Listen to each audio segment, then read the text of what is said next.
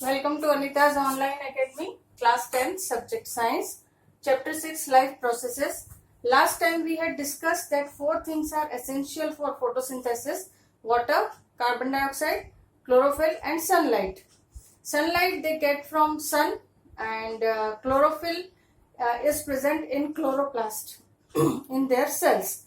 Now we have to see that how do they get raw material for the process of photosynthesis. Raw material, that is carbon dioxide and water. So first of all, let us see how do they get carbon dioxide, or how the exchange of gases takes place in plants.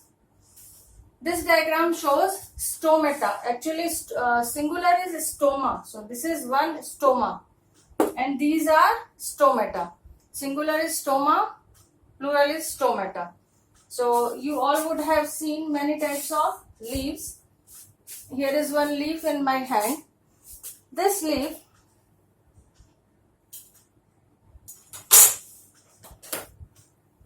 this is called the upper surface. This surface is called the upper surface and this is called the lower surface. Suppose this leaf is growing like this. So this surface, the surface which is exposed to sunlight, this is called the upper surface and this is called the lower surface. So in leaf there are many stomata. Mainly they are in lower surface. But if there are, this is fact for the plants which are having broad leaves. If broad leaves are present, then stomata are present in lower surface. But if leaves are narrow, then they are present in both the sides. Like Nerium or Kaner. This is a plant which is having narrow leaves. Then this plant will have stomata in both the sides. Like People, it is having broad leaves, then it will have mainly all the stomata present in lower surface. So this is the location of stomata. Stomata are mainly located on lower surface of the leaves, especially in case of broad-leaved plants. And in case of thin leaves, the stomata are present in both the sides. Now let us see the structure of stomata. Here it is the structure of one stoma. You can see there is a stomatal pore and this is surrounded by, or this is guarded by two cells which are known as guard cells. These guard cells are kidney bean shaped and you can see this is their inner wall and this is outer wall. Inner wall is a little thicker as compared to outer wall. And these are the other cells which are present around the guard cells. Now you know that plants absorb water from soil and it reaches to each and every cell. So water is present in surrounding cells. This water when enters the guard cells, and guard cells are fully filled with water, then what happens when they are fully filled with water? This water creates a pressure on guard cells, walls of guard cells. Now the inner walls are thick, so naturally the pressure will be more on the outer walls which are thin. So as a result, because of the pressure of water, the pressure of water is working in this direction, outward direction. Okay, because these walls are thin. So this way the pressure of water is acting on the outer walls of the guard cells. As a result, because of this pressure, the inner these walls are stretched out. The outer walls are stretched out. And this situation in which the guard cells are fully filled with water and their outer walls are completely stretched or they are very tight, then this situation is called turgid situation. What is it called? Turgid situation. In this situation, because water is creating pressure on outer wall, they are moving outwards, and when they are moving outwards, they are pulling these inner walls also outwards, and as a result the stoma opens. And when stomata open, the carbon dioxide gas can enter from here and oxygen gas can go out. Besides that, water is also lost in the form of water vapor. So whenever carbon dioxide is not required by plant, then they like to keep the stomata closed. Then how is it done? That when water is given out from guard cells to their external cells, means the cells which are present around them. Okay, so when water is given out by guard cells in the cells present around them, then what happens? The water is less, the pressure of water on outer walls is not there now, so these walls become flaccid, or these walls become relaxed and they come to their original position. So when these walls become relaxed or loose or come back to their original position, then inner wall also comes back to its original position. Now these walls are not stretched anymore. Inner walls moved again to their original position. So now these walls which are relaxed or which are loose, this situation is called flaccid. Now these cells are called flaccid. This situation is called flaccidity. When they were tight, and this situation, the walls were called turgid walls, and this situation was called turgidity. Okay, so because now the walls are flaccid, the situation is flaccidity. So because of flaccidity, the stomatal pore is closed. Now the question arises that why the water is given out from these. So this is all because of osmosis. When the concentration of inner material inside the guard cells is more as compared to outer cells, then water will enter in them. And when concentration of material inside the guard cells is more, concentration is less and water is more, then water will be given out. That means other things are dissolved. The things which are dissolved in water, their amount is increased. So we can say concentration is increased. Okay. So here this is the situation, that concentration is increased because the substances which are dissolved in water are more as compared to outside. So the water will be taken in. And when concentration here is less and outside is more, when concentration in outer cells is more, that is, in water the substances dissolved are more, their amount is more, we can say in percentage. Okay, in percentage the water is more, and here the water is here the concentration of other substances in water is more, and here the concentration is less. That means water is more, so water will be given out, and as a result the cells will become flaccid. The situation is called flaccidity. The walls, outer walls will come back to their original position. So inner walls will also come back to their original position, and as a result the stomatal pore will be closed. I hope it is clear. Now I repeat once again in short. What did I say? In leaves, the stomata are present mainly on lower surface, and this is the case where mainly where broad-leaved plants are there. When the leaves are thin, the stomata may be present or they are present in both the sides. Now this is about the location. Now stomata are present in leaves. They are surrounded by other cells also. These are the other cells. And what is the structure of stomata? There is a stomatal pore and it is surrounded by two guard cells. These guard cells are kidney bean shaped. They have chloroplast in them. They are cells. They have cytoplasm, nucleus, chloroplast, all the things which any cell has, they also have.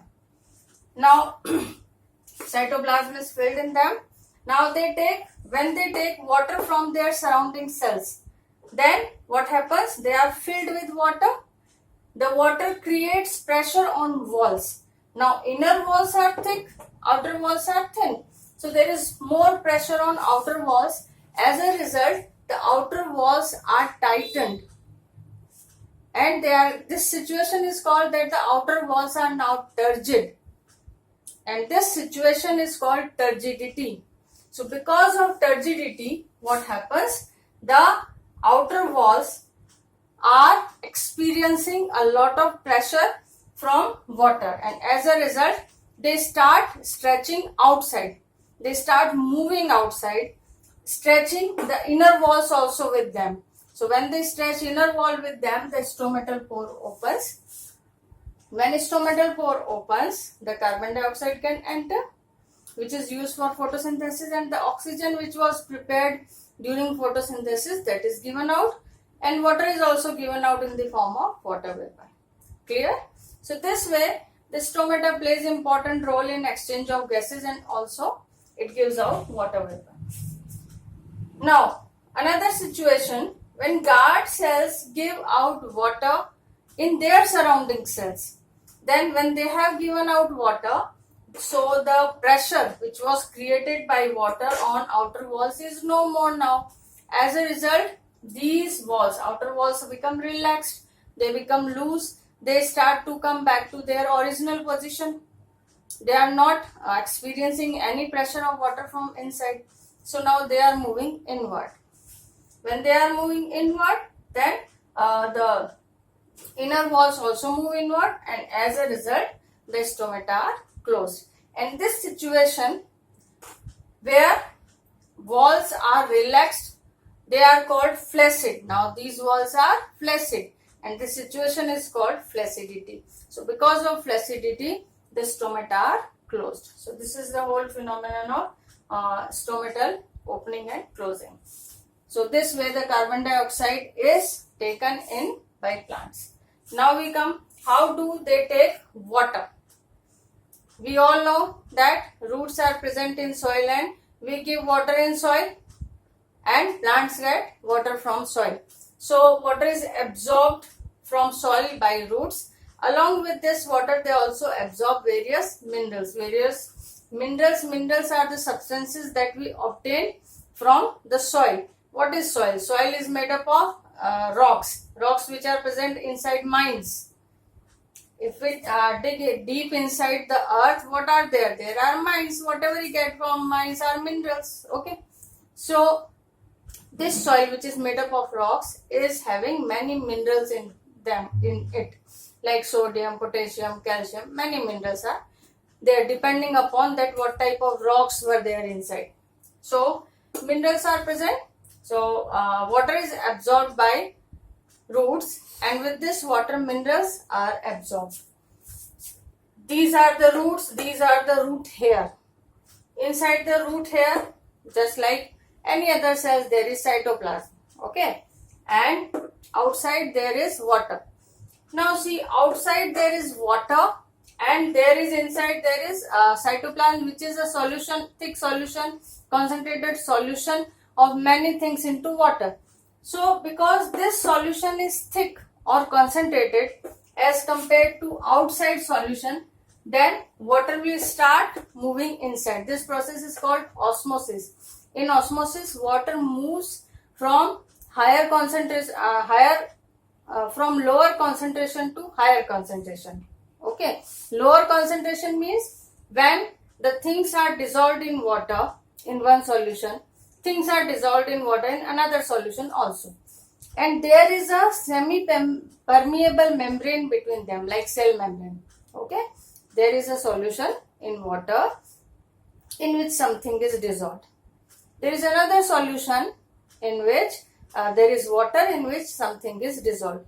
Now the amount of things dissolved is less in one side, and amount of things dissolved is more in another side, and they are separated by a semi-permeable membrane. Then what will happen?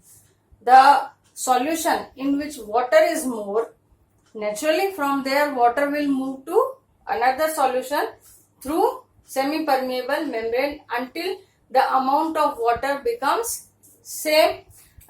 We should say concentration becomes same in both the sides. Okay. I take a simple example. If you take a raisin, kishmish, if you put this kishmish in water, after some time the kishmish swells. Why? Because you have taken water, you have put a kishmish or resin into it. So this kishmish or resin is having some solution inside it which is very thick. Water is present, other things, sugar and other things are present in it. Outside there is plain water, and the wall of kishmish or resin is acting as a semi-permeable membrane. So why water enters the kishmish or resin? Because the inside the kishmish or resin, the things are present but water is less. Outside there is only water. So water will keep entering the kishmish until the cells become, until this kishmish or resin is completely swollen and now it cannot take any more water. So why does it happen? Because it is a tendency of water to move from lower concentration to higher concentration. Now the point should be noted down that lower concentration and higher concentration, what I mean to say. Here I mean to say that concentration of things which are dissolved in water, I am talking about that. So the concentration of the things dissolved in water is more inside the resin and outside it is less. But if we talk about the concentration of water or amount of water, then you can say where amount of water is more, it will move to the side where amount of water is less. So the same happens here. Here the amount of water is more, inside amount of water is less. So as a result, this is root here, and the membrane is cell membrane is acting as semi-permeable membrane. So water will enter the root here. Now from root here it will reach to another cell. Why? Because now the next cell, when water has entered to the cell present here, then in next cell naturally the concentration is more, so water will move from here to here. Then next cell, next to next, this cell is having less concentration, so water from here will move to here. So when water move from here to here, then this cell will become empty again. Then by that time, while water is moving from here to here, this cell is filled from here and this cell is filled from soil.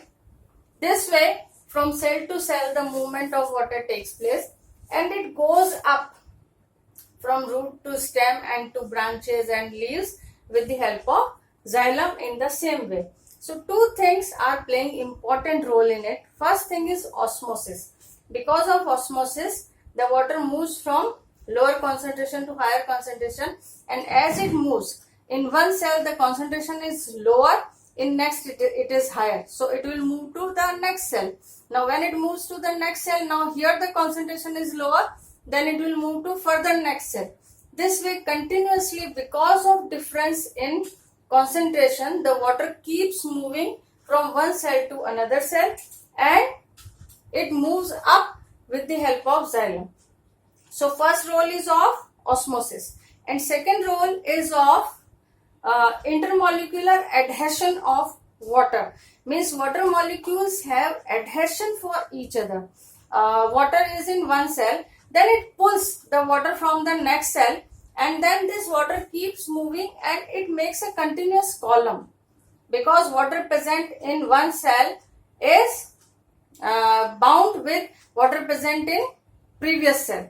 So this way, cell to cell, the water binds itself with molecules of each other. So the water molecules, because they have intermolecular adhesion, that means the water molecules have attraction for each other, due to which a continuous water column is formed inside the xylem vessels, and as a result the water reaches up to the height of up to the top of the plant or tree.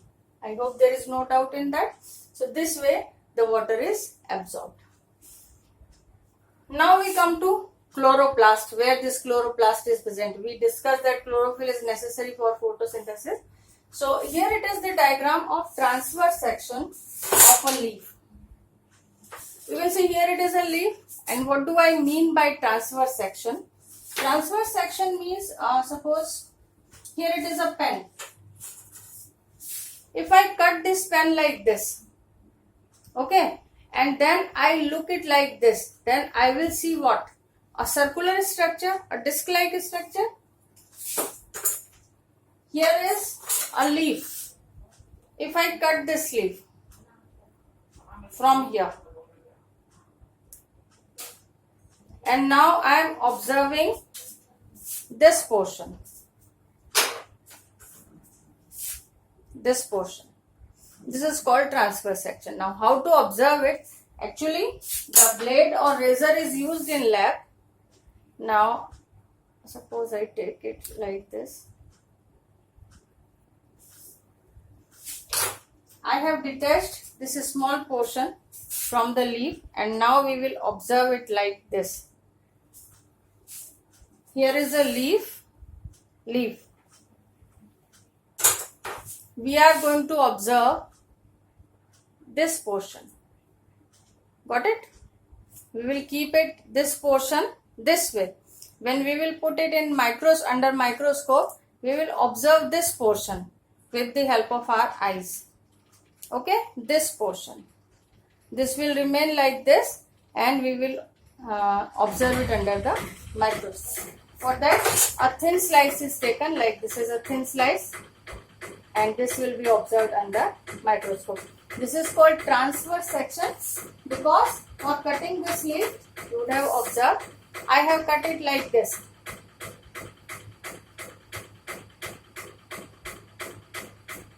Okay, if you cut it like this, and now you observe under a microscope, then this is called longitudinal section. I hope it is clear. Now let us see what do we observe in transverse section or TS of a leaf. This is a leaf and I had told you this is upper epidermis and this is lower epidermis, and now we are observing like it. That means this is upper epidermis and this is lower epidermis. Upper epidermis, lower epidermis, and in between these two layers there is this whole tissue. And this is very thin, but in this thin portion all these things are present. Got it? This is a leaf. Upper epidermis, lower epidermis. Upper epidermis we will discuss later. This is upper layer, lower layer, and in between there is a tissue. Upper layer, this one.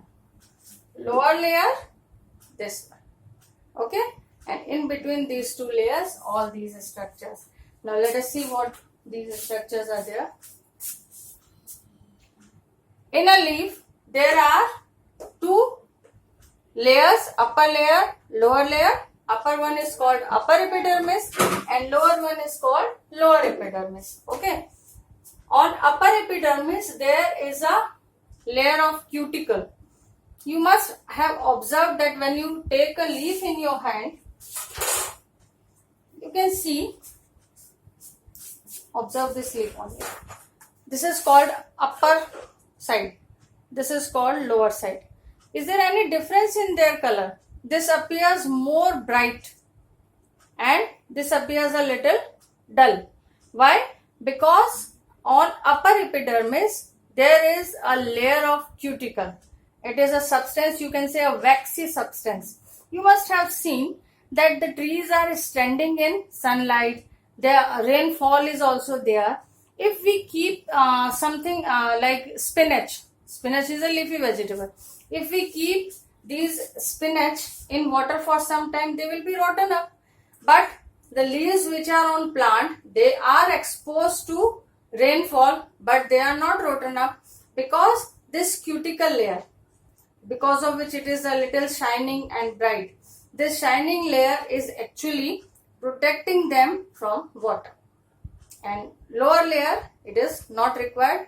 And because of this cuticle layer only, the stomata are on lower surface. Because of this cuticle layer, it is difficult for air to enter into it. So in lower layer, there are stomata so that the air can enter, the carbon dioxide can enter easily. Got it? So, upper epidermis It is covered with cuticle which protects the plant from water, moisture and other things. Okay. Now lower epidermis, it is provided with stomata. I have written here stoma because I have shown here single stoma. Now this tissue between the two epidermis is called mesophyll and it is responsible for photosynthesis. Mesophyll is divided into two parts. The upper thin layer is called palisade layer which is close to upper epidermis and rest of the portion is filled with loosely, these the layer cells of palisade layer are tightly packed, but below them there is a spongy layer. It is filled with some loosely packed cells, irregularly shaped. They have a particular columnar shape, but the layers of spongy, the cells of spongy layer are loosely packed and they are irregular in shape, and these are provided with chloroplast and they are responsible for photosynthesis. Now on lower epidermis there is stomata. You can see these in between these loosely packed cells many intercellular spaces, big intercellular spaces are there, and there are big air spaces also. Wherever there is a stoma, corresponding to that stoma there is a air space. So air can enter here and carbon dioxide can be diffused. Only carbon dioxide cannot enter, I tell you. Okay, from air only carbon dioxide will enter inside. It is not possible. The air enters and then from air, because carbon dioxide is required by these cells though, so the carbon dioxide is diffused into these cells, and because oxygen is in abundance with them, because during photosynthesis they have made oxygen, so oxygen will be diffused out. This is again because of a process diffusion. In diffusion, the gases, in osmosis we had talked about liquids. In osmosis, the gases move from area of their higher concentration to area of their lower concentration. So incoming air, carbon dioxide is more. The air which is present in cells, oxygen is more. So oxygen will given out, will diffuse out, and carbon dioxide will diffuse in. This oxygen will go out of the stomata. Carbon dioxide has entered, oxygen has gone. So this way the leaf is responsible. Leaf is having this chloroplast and the photosynthesis takes place.